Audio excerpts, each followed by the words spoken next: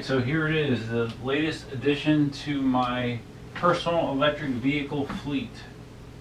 I have talked about this a few times. What we're looking at is a backfire board, although it is upside down. This is a backfire Ranger X1, a all-terrain skateboard. Something I've never had before, but it sounds like it would be a very cool way to enjoy, skateboarding, but not be as restricted as I feel like I am on the Meepo, where you really need flat surfaces. So this is double boxed, which I know some people really like that, I guess. I know Preston from Press Reset really likes double boxed boards. Me, I don't really care.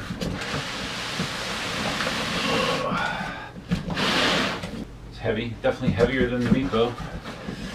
Much heavier.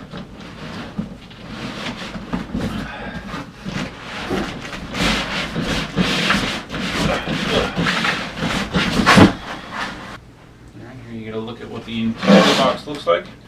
There's a nice drawing of the board on there. Up top it says it has two speed modes.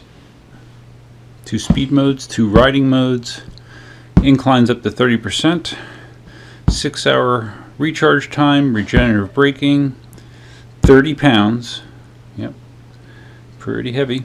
Wireless controller of course, 16.5-inch rubber wheels, flexible deck, and range up to 20 miles. So maybe I could try to do a Dunkin' Donuts ride on this without charging. That would be cool, huh? That would be really cool. Okay, so let's open it up. Backfire Ranger X1. I waited, I have to look at my order date, probably somewhere around a month to get this. Made in China. Alright.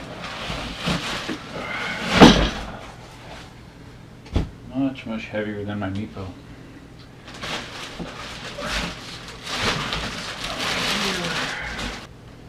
User manual. A little addendum for your controller. This looks like a camera mount. It's kind of cool. They include a light. Meepo gives you a light. This feels like a more higher quality light than what you get with a Meepo, for sure. Some screws to mount like your camera mount, I guess, in your light. The charge cord for the remote. Skate key. Power cord. XT60 adapter for something. I'm not quite sure what that's for. I'll have to read up on it. And then, of course, you have your charging brick. Charger for the X1 is a 3 amp charger. Okay, so that's a pretty substantial charger. That's good. A card, and I believe that's it. All right, so do you guys all keep your boxes for your electric devices? I don't always do it, but almost always I do. With the thinking being that if I ever have to send it back, or if I sell it to send it to somebody, it's good to have the original box.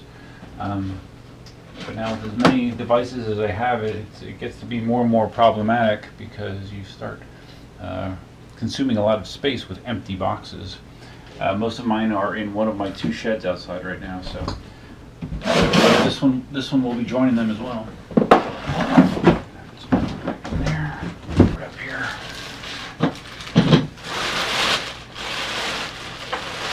This feels big. All right, so to attach to the front trucks, we have guarantee and a warning handout, and it just basically says, abide by traffic laws, wear protection, all reasonable requests. Man, it's big. It's almost as long as the table. big tires. All right, so for comparison's sake, let's grab the Meepo here. This is my 42-inch Meepo V2P KT kicktail. Let's see how this compares size-wise. All right, so the wheels fit inside the wheelbase of the X1.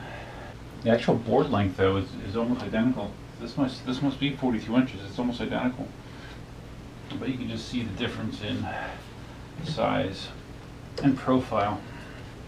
So you can see in most ways the Backfire X1 just kind of is bigger. Bigger tires, higher height, wider trucks.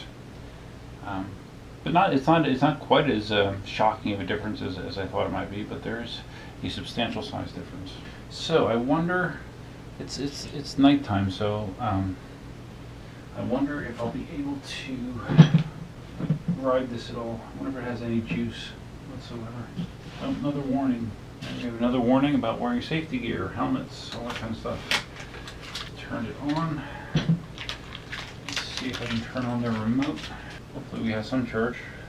And again, I'm doing this without reading instructions. Back of the board, front of the board. We have a red light here. Let's see if we have juice.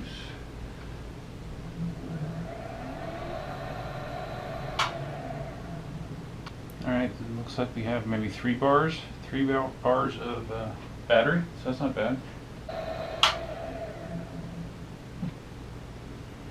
But I probably need to just quickly look at the instructions. I felt like it was spinning pretty slow, so I have a feeling it's on the most conservative mode. So let me read for a second. Alright, so even though the board has looks like approximately 75% of battery, the remote was showing red, so I'm going to just I have it on a charger right now. I'm going to let that charge up a little bit and just peruse the manual. So unlike the Meepo, which has a kind of an older-fashioned plug-style charger like that connection, the Backfire has a charge connection that is more similar to what you would get on an EUC, three-prong. Keyed, so I'm not really sure which is better or worse, but I would imagine this is a little bit better. This is also a higher amperage charger than what the Meepo is.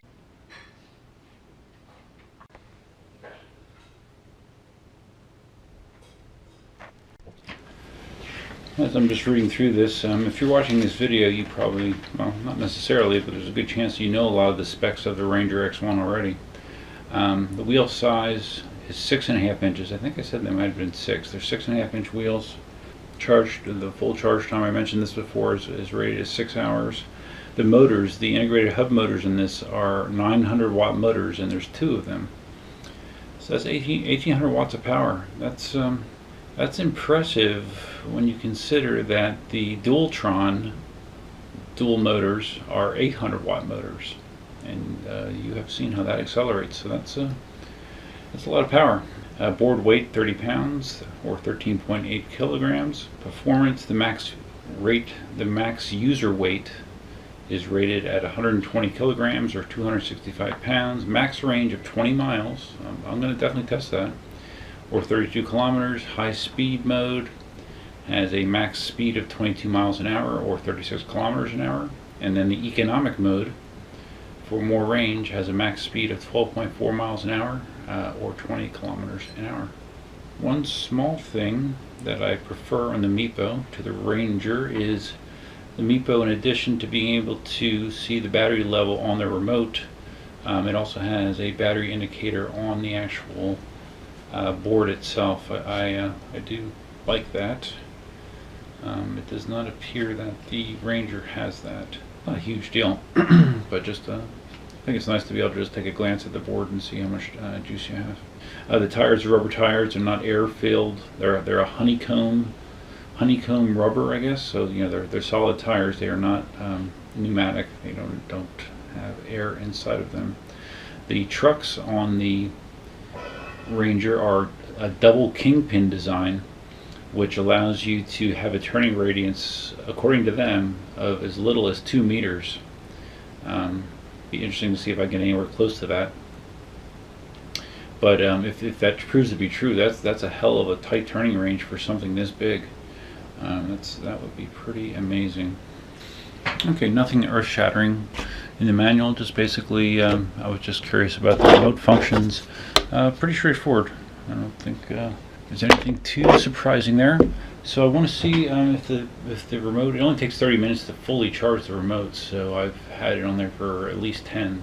It's probably enough for me to just go outside and try to ride it a little bit. All right, we are having at least some juice in the remote here. So let's turn on the remote. Turn on the board. And once you get a connection, this light will stay solid. Now I think I want to put it into slower mode. Okay, slower mode. When you hit the mode button, see how those 4 lights change quickly? That means you're in fast mode. Hit it again. Slower. That's slower mode, which only has a top speed of 12.4 miles an hour, I guess.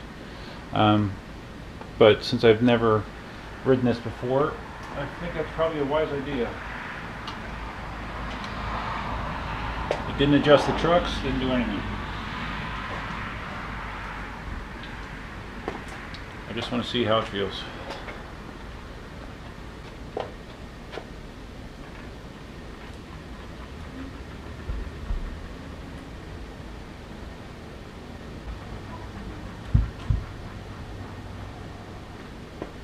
Interesting. Yeah, that felt very smooth. I suspect, this uses, I'm sure it uses a different ESC than the Meepo. The throttle response is very smooth. The braking is noticeably smoother. And riding on rubber tires, wow, what a difference. Very cool. I'm going to see that light that I was given with the board, if it has a charge on it. Because I want to ride a little bit. I want to ride a little bit more. Alright, my GoPro battery died. I just threw it on the charger for like 15 minutes. Hopefully it's enough to finish this. While I was waiting, I put this mounting plate on the front for the light. Hopefully I did it correctly. I just removed 2 of the screws, put the mounting plate on and put the screws through them. This light is sweet, man. It's super bright. It has regular settings and a twinkle setting, for max visibility. Well, that was high beams, this is low beams, and then that's a twinkle. And it's rechargeable as well, so that's awesome. This is really a nice little light. Not that I'm going to ride a lot at night, but... Alright, so let's go back out. I'm still in the slow mode, or slower mode. A couple differences I've noticed. There is no carry handle built into the backfire like there is in the Meepo. Especially with the weight of this thing, it definitely would be a welcome addition. I understand it could possibly sacrifice deck strength, but this is not easy to carry because it's heavy.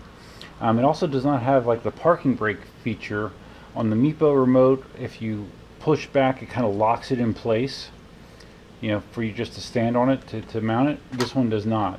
So that's just it's a minor thing. Just takes some getting used to. So I did ride it around a little bit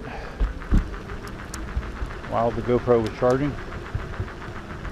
One thing I've noticed is you can hear the sound coming from the tires, almost like out around, I guess, but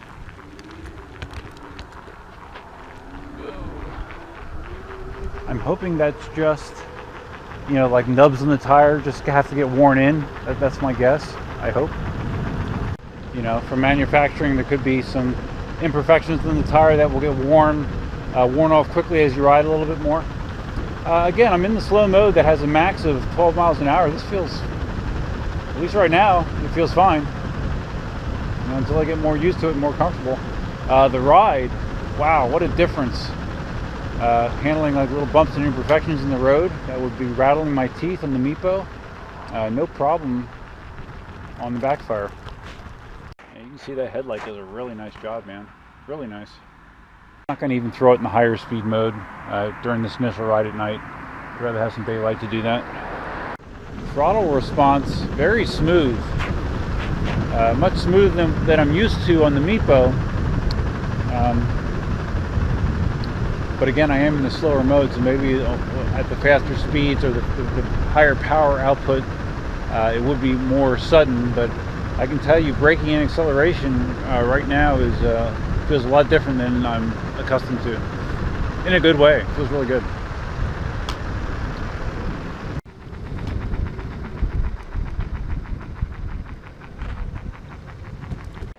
So again, you could hear that tire noise I was talking about. So hopefully someone that's knowledgeable about the X1 could chime in and say, oh yeah, that's normal, just to make me feel a little bit better. I mean, it rides fine, but that sound is definitely there. Yeah, and like I said, carrying the backfire, this is going to be your default carry mode, which is fine for short distances, I guess, but I wouldn't want to do it very long or lug it up a bunch of stairs. Alright, so I have it inside and I have it on the charger. I see some interesting behavior there. Watch that light.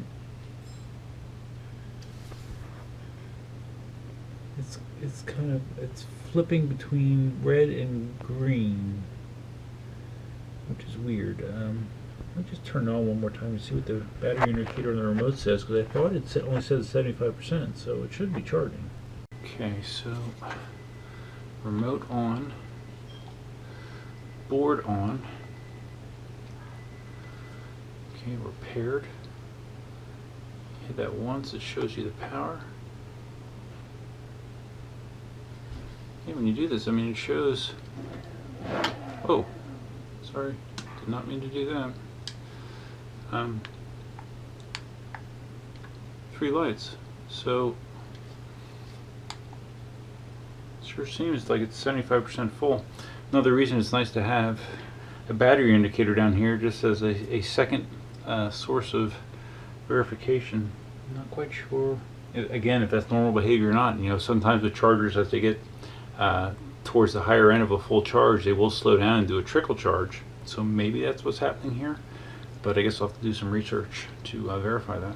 Alright, so there you go. There's my initial unboxing and testing of the backfire Ranger X1.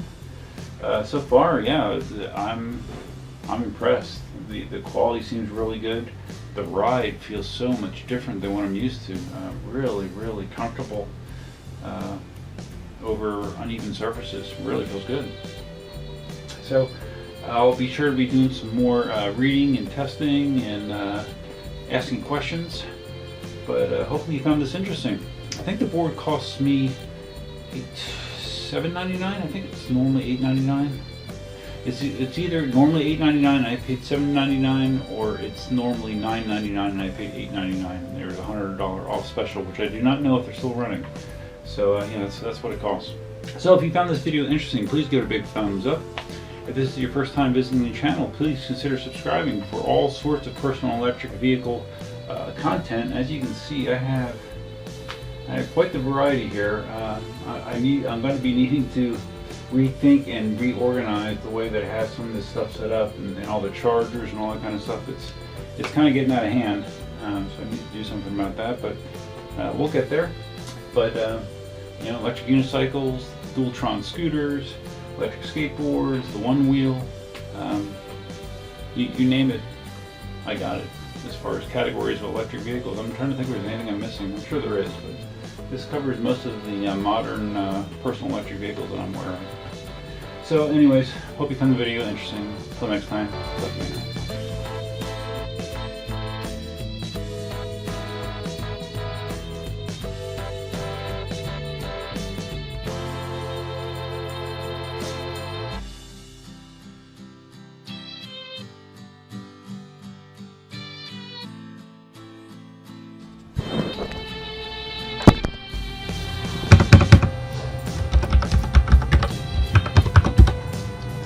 Magic.